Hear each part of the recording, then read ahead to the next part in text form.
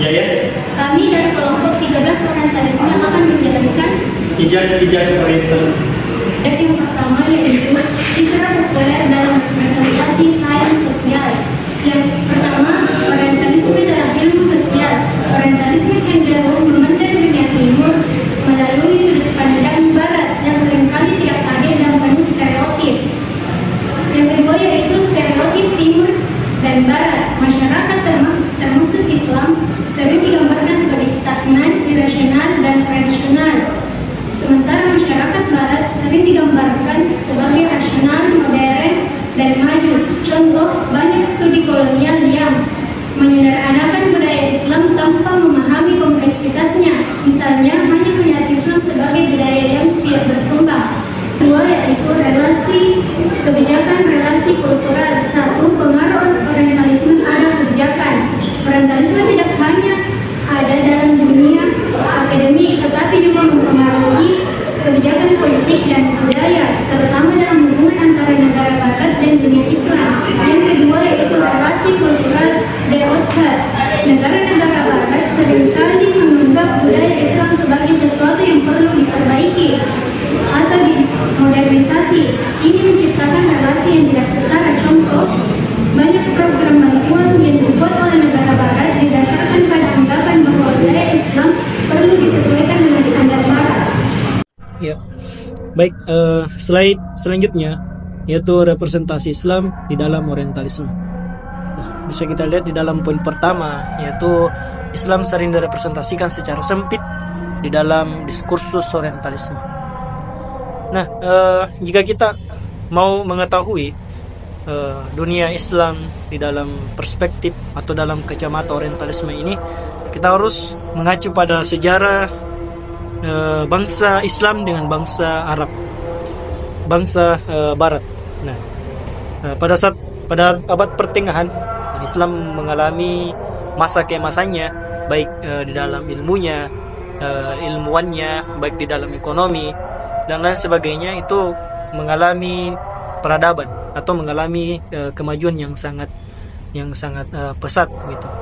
Berbeda dengan bangsa Barat pada saat itu, mereka mengalami kemunduran yang sangat panjang. Nah, di satu sisi juga mereka mengalami kebingungan terhadap agama Islam itu sendiri. Nah, mereka menganggap bahwa apakah Islam ini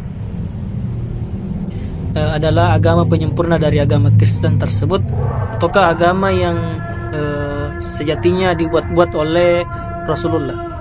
Nah, pada saat itu juga mereka tidak mau mengetahui lebih lanjut terhadap ajaran agama Islam karena mereka takut akan doktrin-doktrin yang dibawa oleh agama Islam tersebut. Inilah yang kemudian menjadi kesalahpahaman terhadap Islam dengan Kristen yang berabad-abad, yang mengalami abad-abad mungkin sampai sekarang itu mengalami kesalahpahaman terhadap ajaran agama Islam dengan agama Kristen tersebut. Inilah juga yang memelopori munculnya kaum orientalis di dalam bangsa Barat, tidak lebih karena mereka tidak menyukai atau sinis terhadap Islam tersebut. Nah, bisa kita lihat di dalam kolonial Belanda yang pada saat itu menjajah bangsa kita, bangsa Indonesia. Sebut saja nama kaum orientalis itu Snokel Horonye, yang pada saat itu merubah namanya menjadi Abdul Ghaffar yang menjadi muallaf, dan tidak lain karena untuk menghancurkan agama Islam itu sendiri dari dalam.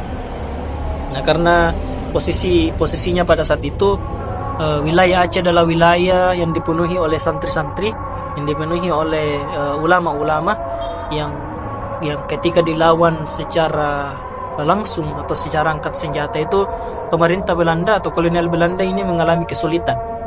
Nah, bagaimana caranya untuk melawannya ini dengan merusaknya di dalam. Nah, makanya dikirimlah Snokel Horonye ini yang kemudian menjadi muallaf, yang menjadi ulama besar di dalam wilayah Aceh tersebut untuk merusak agama Islam itu sendiri dari dalam.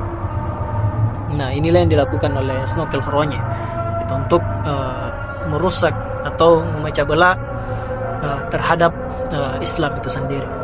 Nah, tidak lain itu juga teman-teman atau Orientalisme ini juga membawa ajaran-ajaran yang kemudian menurunkan Islam itu sendiri, seperti Islam dianggap sebagai agama yang kotor, agama yang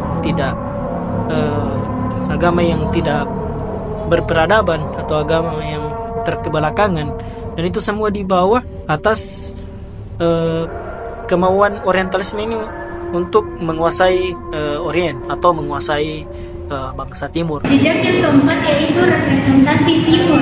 Timur sering digambarkan dalam seni dan media barat sebagai tempat eksotis, penuh dengan misteri dan fantasi yang lebih menarik bagi pasar barat daripada kenyataan yang ada. Contoh, representasi Timur dalam lukisan, film, dan novel barat seringkali menggambarkan negara-negara Timur dalam nuansa romantis dan idealis yang seringkali mengabaikan kenyataan sosial dan politik di dunia Timur. Itu kesimpulan. Poin pertama, Orientalisme mengaruhi ilmu sosial, kebijakan internasional, dan budaya populer. Yang kedua, yaitu penting untuk memahami dunia Islam secara objektif tanpa stereotip. Yang ketiga, menghargai keberagaman dan kontribusi peradaban Islam adalah langkah penting. Kita tidak bisa memungkiri bahwa dengan adanya Orientalisme yang dibawa oleh bangsa Barat ke bangsa Timur ini mempengaruhi atau sangat mempengaruhi bangsa Timur ini, karena kemudian doktrin-doktrin yang diberikan atau yang dibawa oleh bangsa Barat ini adalah untuk menguasai bangsa Timur tersebut, mulai dengan mengajarkannya bagaimana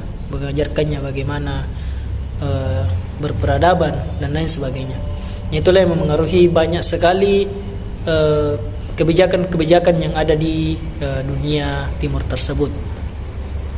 Kemudian penting juga untuk memahami dunia Islam secara objektif tanpa stereotip. Nah, ya, itulah yang kami sebutkan di atas, bahwa adanya Orientalis ini karena kesalahpahamannya terhadap Islam yang sampai sekarang menjadi kesalahpahaman Kristen terhadap Islam. Nah, ini sangat penting untuk kita sebagai seorang Muslim atau sebagai seorang Islam yang harus mengetahui sejarah pada Islam tersebut secara objektif tanpa stereotip. Atau kemudian setidaknya kita mengetahui sejarah Orientalis itu terbentuk bagaimana, supaya kita mengetahui kenapa orang-orang Orientalis ini tidak suka dengan Islam. Yang kita harus mengacu pada sejarah-sejarah tersebut. Tidak lain untuk harus mengetahui Orientalis itu bagaimana, begitu. Yang ketiga yaitu menghargai keberagaman dan kontribusi peradaban Islam, yang adalah langkah penting. Nah, ini juga sangat penting untuk kita sebagai seorang Muslim yang harus mengetahui keberagaman dan kontribusinya peradaban Islam tersebut. Nah, kita mengetahui ilmuwan seperti Al-Farabi, Ibnu Sina, Ibnu Khaldun yang memengaruhi bangsa Barat, yang kemudian terjadi atau rujukan-rujukan dari filsafat Barat itu adalah filsafat atau ilmuwan Islam tersebut atau filsafat Islam tersebut. Nah, inilah yang kemudian harus kita ketahui, bahwa Orientalisme itu adalah suatu paham yang ketika kita tidak bisa untuk memahaminya, kita akan terjerumus terhadap paham-paham tersebut. Nah, makanya sangat penting untuk kita yang harus mengetahui Islam itu bagaimana dengan Orientalisme itu bagaimana.